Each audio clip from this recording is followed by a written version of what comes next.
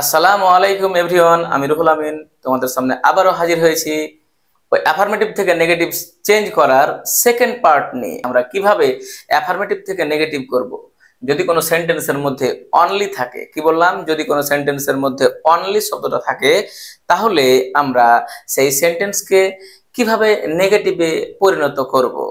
তার আগে আমি তোমাদের সকলকে বলি, যদি তোমরা আমার এই ক্লাসটি দেখতে শুরু করো তাহলে অবশ্যই সঙ্গে একটি খাতা এবং পেন নিয়ে বসবে। তাহলে আমি যা কিছু বলবো সব সবকিছুই তুমি সুন্দর করে খাতায় লিখে নেবে। আর যারা আমার চ্যানেলে নতুন তারা অবশ্যই আমার চ্যানেলটি লাইক, সাবস্ক্রাইব এবং শেয়ার করবে। তাহলে লেটস গেট স্টার্টেড। আজ আমি অ্যাফার্মেটিভ থেকে নেগেটিভ করব তার সেকেন্ড পার্ট। এর আগে আমি ফার্স্ট পার্ট করেছি, আজকে আমি দ্বিতীয় পার্ট মানে সেকেন্ড পার্ট করছি। এখানে কয়েকটা আমি বাক্য লিখেছি, যেমন অনলি সি ক্যান রাইট ইট, এভাবে বেশ কয়েকটা বাক্য লিখেছি। তাহলে এই ধরনের বাক্যগুলো আমরা কিভাবে অ্যাফার্মেটিভ থেকে নেগেটিভ বানাবো। এর আগে ফার্স্ট পার্টে আমি বলেছিলাম কিভাবে অ্যাফার্মেটিভ থেকে নেগেটিভ করতে হয়, নো এবং নট ব্যবহার করে। নো এবং নট ছাড়াও আরো যে অনেকগুলি নেগেটিভ শব্দ আছে সেগুলো ব্যবহার করেও নেগেটিভ করা যায়, আমরা সেটা আজকে শিখব। এখানে দেখবো যদি কোনো সেন্টেন্সের মধ্যে কি থাকে বললাম, অনলি থাকে। অনলি, যদি কোনো সেন্টেন্সের মধ্যে অনলি থাকে এবং সেই অনলির পরে বলতে ডান দিকে, আগে বলতে বাম দিকে হয় আর পরে বলতে ডান দিকে।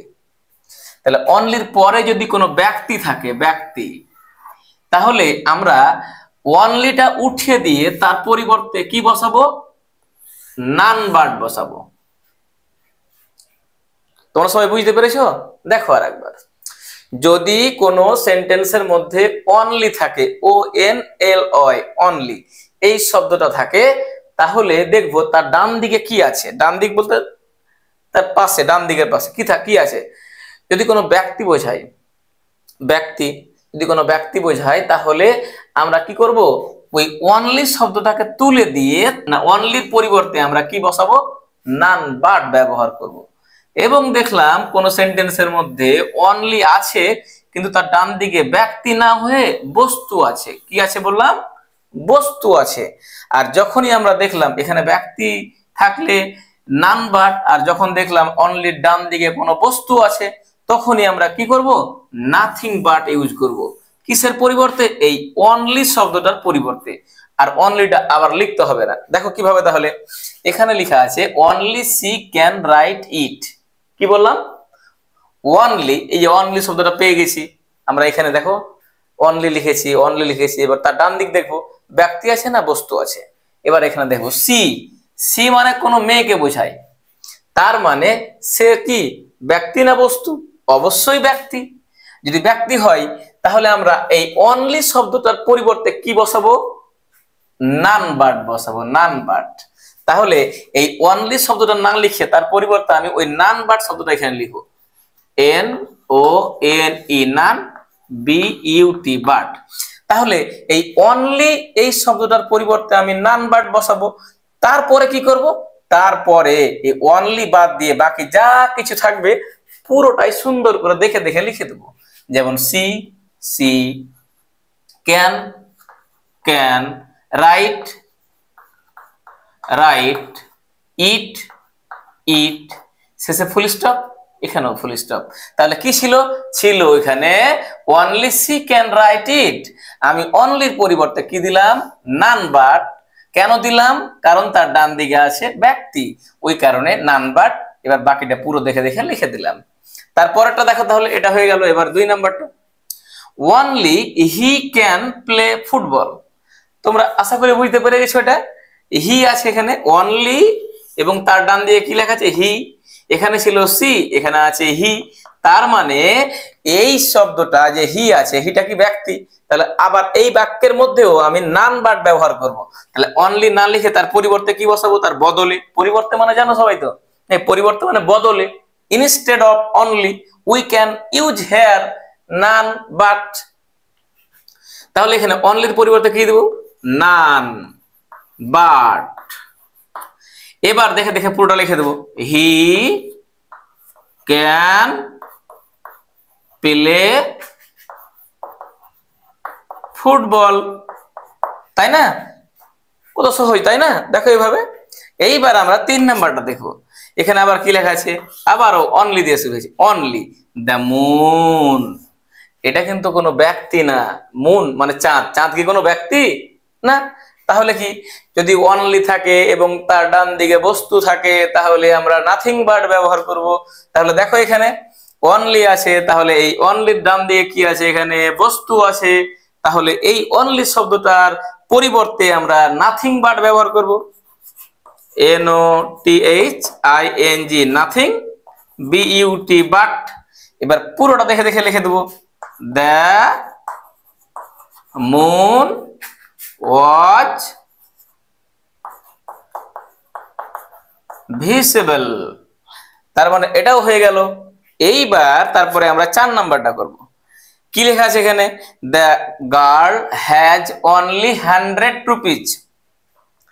আমরা প্রথম থেকে দেখলাম এই 3টা বাক্যের মধ্যে অনলি শব্দটা প্রথমে আছে, কিন্তু অনলি মাঝেও যে থাকে, ওই কারণে এখানে আমি একটা সেই ধরনের বাক্য দিয়েছি, দ্য গার্ল হ্যাজ অনলি। আবার এখানে অনলি পেয়ে গেছি। আর আমরা কি দেখবো তাহলে, অনলি যেখানেই থাক তার ডান দিকে না বাম দিকে, ওই তো ওখানে লিখেছি তার ডান দিকে। ডান দিকে যদি হয় তাহলে দেখবো এবার আমার এখানে কি লেখা আছে, অনলি তারপরে ব্যক্তি ডান দিকে, নান বাট, অনলি বস্তু, নাথিং বাট। তাহলে এখানে কি লেখা আছে, 100 রুপিজ। যদি 100 রুপিজ হয় তাহলে এটা কি বলো দেখি, এটা ব্যক্তি না বস্তু? অবশ্যই বস্তু। তাহলে আমরা কি করব এখানে, তাহলে এই কি ব্যবহার করব, অনলির পরিবর্তে নাথিং বাট ব্যবহার করব। দ্য গার্ল হ্যাজ, অনলির পরিবর্তে কি, নাথিং বাট। অনলির পরিবর্তে নাথিং বাট হয়ে গেছে। এবার এদিকে যা আছে লিখে দেবো, 100 রুপিজ, তাই না? এবার আমরা তারপরেরটা দেখো, নাম্বার 5 নাম্বারটা, only god can help us. Only god, এখানে অনলি আবার প্রথমে দেওয়া আছে, তার ডান দিকে দেওয়া আছে গড। গডটা কি কোনো বস্তু? এটা কি জড় বস্তু? না, কোনো মতই নয়। যদি বস্তু না হয় তাহলে অবশ্যই ব্যক্তি হবে, আর ব্যক্তি হলে আমরা কি দেবো এখানে, নান বাট। এদিকে লিখি উত্তরটা, নান বাট। আমি এখানে এই অনলির পরিবর্তে কি লিখলাম, নান বাট লিখে দিয়েছি অলরেডি। এবার দেখে দেখে পুরো লিখে দেবো, god can help us, god can help us. তারপরে দেখো, তারপরে কি লেখা আছে, আবারও অনলি লেখা আছে প্রথমেই, অনলি। তারপরে লেখা আছে এখানে graduates, graduate can apply. Graduate, আমরা প্রত্যেকেই জানি গ্রাজুয়েট মানে যে বিএ পাস করেছে, নাকি? বিএ পাস করলে আমরা তাকে গ্রাজুয়েট বলি। তাহলে এখানে কি লেখা আছে, অনলি গ্রাজুয়েট ক্যান অ্যাপ্লাই। তাহলে এখানে যে গ্রাজুয়েট শব্দটা লেখা আছে, এই গ্রাজুয়েট এরা কি কোনো বস্তু? যদি বস্তু হয় তারা কি কখনো কোনো ডিগ্রি অর্জন করতে পারে? পারে না, অবশ্যই তারা তবে ব্যক্তি। তাহলে ব্যক্তি যদি হয় তাহলে আমরা তার পরিবর্তে কি দেব, নান বাট। তাহলে এই অনলি শব্দের পরিবর্তে কি দেব, নান বাট। এই নান বাট দেওয়ার পর সুন্দর করে পুরো কি করবে তোমরা, লিখে দাও। এটা তোমরা উত্তর লিখে কমেন্টে দেবে অবশ্যই। নাম্বার 7 নাম্বারটা। এবার আবার একটা এখানে কি আছে, I like only roses. Only আবার এখানে আছে মধ্যখানে অনলি। এবার অনলির ডান দিয়ে কি আছে, রোজেস। আমরা প্রত্যেকেই জানি রোজ মানে গোলাপ। রোজ মানে কি, গোলাপ। তাহলে গোলাপ কি কোনো ব্যক্তি? কোনো মতেই নয়, গোলাপ হচ্ছে কি বস্তু। তাহলে আমরা এর পরিবর্তে কি বসাবো, এই নাথিং, অনলির পরিবর্তে নাথিং বাট বসাবো, তাই না? তাহলে এখানে কি হবে, আই লাইক, এই অনলির পরিবর্তে নাথিং বাট, তারপরে রোজেস। তাহলে তোমরা এই দুটো 6 এবং 7 কেমন বুঝতে পেরেছো বা শিখতে পেরেছো, কমেন্টে উত্তর লিখে জানাবে অবশ্যই, ঠিক আছে? এবার আমরা দেখবো এই অ্যাফার্মেটিভ থেকে নেগেটিভ করার অনলি আর একটা পদ্ধতি। ধরো কোন একটা সেন্টেন্সের মধ্যে অনলি শব্দটা আছে, কি বললাম এর আগে তো আমি শিখলাম, কিন্তু আবারও দেখছি যে যদি কোনো সেন্টেন্সের মধ্যে অনলি শব্দটা আছে, কি বললাম এই অনলি শব্দটা আছে, এবং সেই অনলির পরে আমরা এর আগে কি দেখলাম যে অনলি যদি কোনো একটা সেন্টেন্সে থাকে এবং তারপরে যদি কোনো ব্যক্তি থাকে তাহলে একরকম, আর বস্তু থাকলে তাহলে একরকম। এবার আমরা দেখব কোন একটা সেন্টেন্সের মধ্যে যদি অনলি থাকে এবং সেই অনলির পরে যদি কোনো সংখ্যা থাকে, কি থাকে বললাম সংখ্যা। সংখ্যা কেমন হতে পারে, সেই সংখ্যাটা কোনো ওজন হতে পারে, ওজন 10 কেজি 5 কেজি যে কোনো কিছু, যে কোনো বয়স হতে পারে 10 বছর 15 বছর 20 বছর সংখ্যা, মাপ হতে পারে 5 মিটার 7 মিটার 10 মিটার যে কোনো কিছু মাপ বা পরিমাপ হতে পারে। তাহলে যদি কোনো সেন্টেন্সের মধ্যে অনলি থাকে, কি বললাম যদি কোনো সেন্টেন্সের মধ্যে অনলি থাকে এবং অনলি শব্দটার ডান দিকে কোনো সংখ্যা আছে, সেই সংখ্যাটা কোনো ওজন হতে পারে, কোনো বয়স হতে পারে বা কোনো মাপ হতে পারে, তাহলে আমরা সেই অনলি শব্দটার পরিবর্তে ব্যবহার করব নট মোর দ্যান অথবা নট লেস দ্যান। কি বললাম, হয় নট মোর দ্যান ব্যবহার করব আর না হয় নট লেস দ্যান। এখন আমাদের কথা হলো, আমার হয়তো অনেকেই ভাবছো তোমরা যে নট মোর দ্যান বসাবো না নট লেস দ্যান বসাবো, দুটোর মধ্যে কোনটা বসাবো। এখন তোমার যেটা ইচ্ছা, তুমি যদি মনে মনে ভাবো না আমি নট মোর দ্যান বসাবো তাও ঠিক, তুমি যদি বলো না আমি নট লেস দ্যান বসাবো তাও ঠিক, এটা চয়েস ইজ ইয়োরস, পছন্দ তোমার, যেটা ইচ্ছা দুটোই বসালেই ঠিক, কিন্তু যে কোনো একটা বসাতে হবে, দুটোই না, এটা মনে রাখতে হবে। তাহলে দেখো she got only 50% marks in English paper. She got সে পেয়েছে only 50% mark, 50% number in English paper, ইংরেজিতে, ইংরেজি বিষয়ে সে মাত্র 50% নাম্বার পেয়েছে। তাহলে এখানে আমি দেখতে পাচ্ছি অনলি লেখা আছে, তার ডান দিকে কি লেখা আছে একটা সংখ্যা লেখা আছে, সংখ্যা সেটা কি বললাম ওজন, ওজন হতে পারে, বয়স হতে পারে, মাপ হতে পারে। তাহলে এখানে কি একটা মাপ আছে, এত পার্সেন্ট নাম্বার পেয়েছে, তাহলে আমরা এই অনলির পরিবর্তে কি দেব নট মোর দ্যান না হলে নট লেস দ্যান। কিসের পরিবর্তে, অনলির পরিবর্তে, আর বাকিগুলো সব দেখে দেখে আমরা লিখে রেখে দেবো। যেমন সি গট, এখানে আমি কি লিখবো নট মোর দ্যান না নট লেস দ্যান, কোনটা লিখবো তোমরাই বলো, যে কোনো একটা লিখি তাহলে নাকি, not more than, not more than, তারপরে বাকি দেখে দেখে লেখো 50% মার্কস ইন ইংলিশ পেপার। তাহলে কি হলো, এটাও হয়ে গেছে।